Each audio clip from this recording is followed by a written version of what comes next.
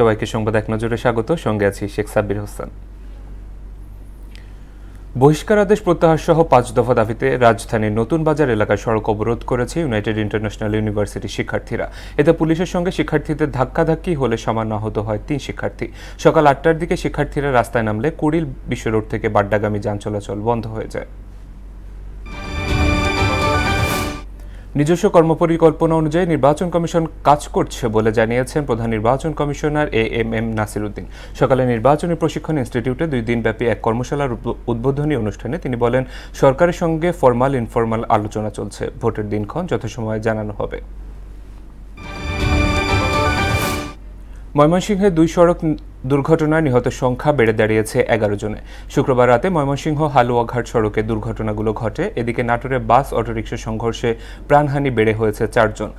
Jhalmalia highway থানা police বিষয়টি নিশ্চিত করেছে। ঢাকায় আজ হালকা বৃষ্টি অথবা বজ্রসহ বৃষ্টির সম্ভাবনা রয়েছে। একই সঙ্গে দিনের তাপমাত্রা সামান্য বাড়তে পারে বলে জানিয়েছে আবহাওয়া অধিদপ্তর। গতকালের তুলনায় আজকে গরম কিছুটা বেশি অনুভূত হতে পারে। আজ সকাল 6টায় ঢাকায় তাপমাত্রা রেকর্ড করা হয় 27.8 ডিগ্রি সেলসিয়াস, আর বাতাসে আর্দ্রতার পরিমাণ 90%। হামলা বন্ধ না হওয়া পর্যন্ত পারমাণবিক আলোচনায় ফিরবে না ইরান। জেনেভায় ইউরোপীয় কূটনৈতিকদের সঙ্গে এক বৈঠকে কথা জানান ইরানের পররাষ্ট্রমন্ত্রী আব্বাস আরাকচি। এদিকে শুক্রবার রাতে ফের ইরানে হামলা চালায় ইসরায়েল। জবাবে শনিবার ভোরে পাল্টা ক্ষেপণাস্ত্র হামলা চালিয়েছে তেহরান।